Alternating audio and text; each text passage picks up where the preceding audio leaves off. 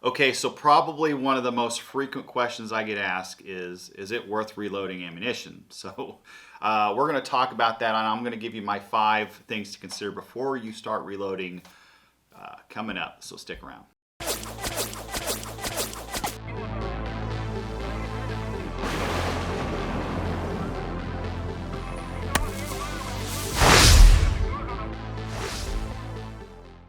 Hey, thank you for checking out my channel. I do appreciate it. On this channel, we do reloading topics, although I haven't done one in a little while. I don't know why, I just haven't. But we also do rifle builds and accessory reviews. So if you're into that kind of thing, I would encourage you to subscribe or follow me, and I do appreciate it. So I put a list of 5 things to consider, in no particular order per se, just some things that you want to think about. All right, so the first thing is going to be cost. Now, this is always going to be the number one question because I think it's probably one of the number one reasons why somebody would consider reloading ammunition, and for good reason. If you do a lot of shooting or you're looking to increase your ammunition supply, it is one way to help cut back on the cost. But unfortunately, there is some upfront cost that goes along with that. Mostly it's going to have to do with the equipment.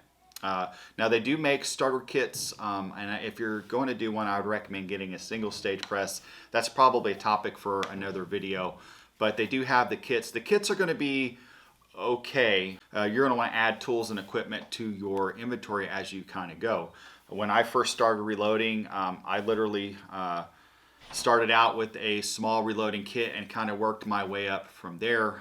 So it's just part of it. It's like any other hobby. You're going to spend some money on that. Same thing with the components. So I've got some examples here. We've got some extreme brass here. This is 45 ACP brass. This is new brass. This is a box of 500. Beautiful sight there.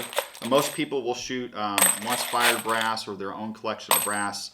Of course, you would save some money by shooting your own brass, but eventually you're going to have to resupply it, and you can do that by either buying once fired brass or buying new brass like that. I can't remember what I paid for that, to be honest with you.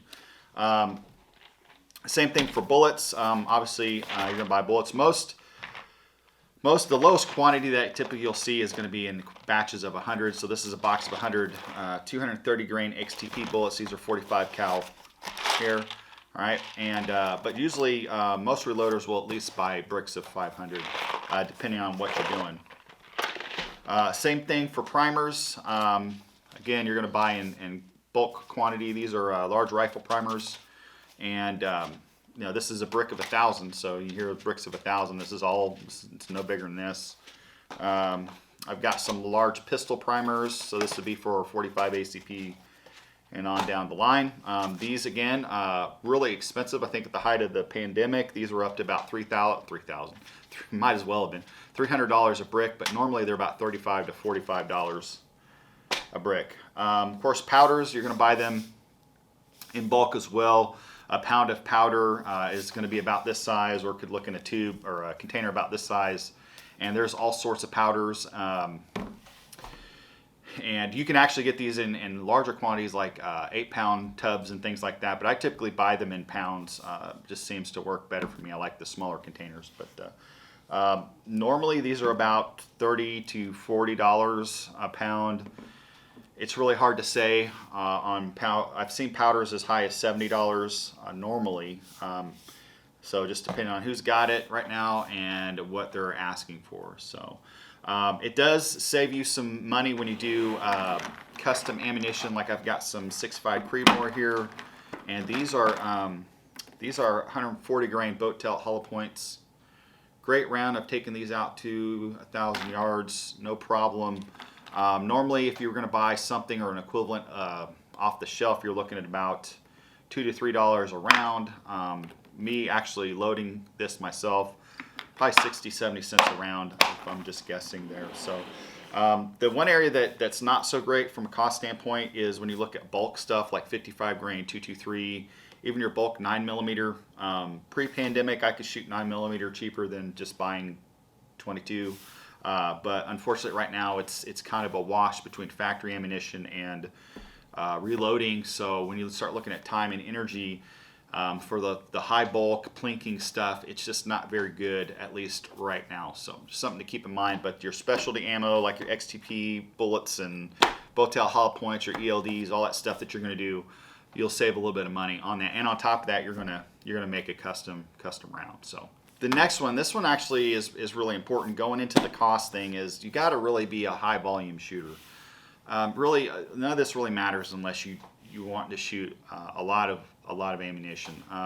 If you're the type of guy that goes out and shoots maybe 1 or 2 range sessions, you're really not going to save much. As a matter of fact, you're not really probably justifying the cost. So a high volume shooter, or you're trying to do some custom ammunition or something like that for long range shooting or whatever you have, would be really good reasons. But if you're not doing that, I would just go out and buy the factory ammo, and you'll be good to go. Otherwise, the stuff's just going to sit on your shelf, and you'll never really get to it. So the next one really is got to be space. I've got a room dedicated to it's my workshop, and I've got behind me here, you can see I've got a shelf.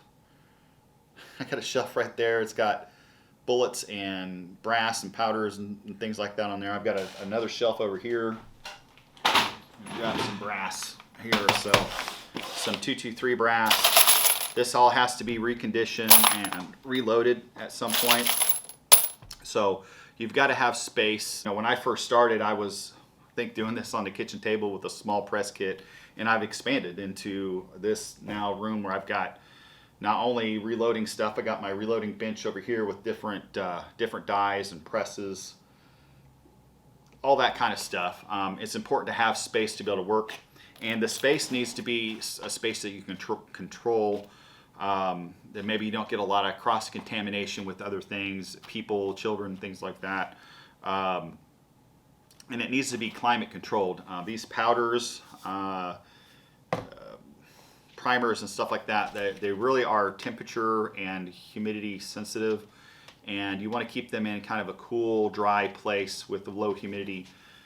So that's ideal. So putting it in your garage, as long as your garage can be climate controlled, that's fine. Otherwise, you might want to think about storing them elsewhere. So if you don't really have a good working space, you might think twice about really getting into reloading on a much on a large scale, really. Now 90% of what I shoot is reloaded ammunition, so it just kind of takes over, as you can see. So, but not only am I reloading here, but I'm doing rifle builds and keep my gun safes and things like that in here. So just kind of a cool place to hang out. So a good reason to build you a little man cave. But all right, the next one is you got to have good access to a good range. If you don't have access to a good range, it's really hard to do some of the things that you need to do to get your ammunition ready to go. Part of your reloading process is actually developing the load. And what you'll do is you'll do small batches. You'll take it out and you'll shoot something like a ladder test. You'll test that ammunition, come back, make some tweaks to your ammunition until you find a load that works really well for you. And of course, you'll store all that data for the next time you do it. But you need to be able to have a range to actually get out and stretch your legs and be able to do stuff like set up chronographs and other things that you want to do. If you've got kind of a range where you have to rent by the hour, there's a lot of people, it can be really tough sometimes to be able to do what you want. So some things to look at is look for gun clubs that have memberships and 24-hour, not 24, but unlimited access essentially to the range. Anything like that that's going to help. If you got a private range, of course, those will work too. But I've got a couple of range memberships to be able to do some of the shooting and the volume of shooting that I do, and of course also develop a lot of my loads. So definitely got to have a good range access.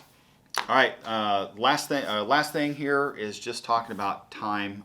All this is very time consuming, and if you don't have a lot of it, or you don't have a lot of patience, this probably isn't really something that you should get into, especially if you don't, and you have to be honest with yourself, if you don't have a high attention to detail and you don't have a lot of patience, I wouldn't do this. So you're messing with explosive containers, primers. So if you don't have some of those things like time and patience and a high degree of attention to detail, then I would not recommend that you ever mess with this. Just go ahead and do your factory ammo, and you'll be a lot better better place. So anyway, that's it. Hopefully I've answered some of your questions. I know I kind of rushed through it. If you have more questions, feel free to reach out to me. You can shoot me a comment, shoot me an email. That's fine. I'd be happy to answer you as best I can. If you have any other questions or you have any suggestions for topics in regards to reloading or any other firearm related topic, drop me a line and maybe it'll be a video coming up. So anyway, that's all I got. I appreciate your guys' time and you have a wonderful day.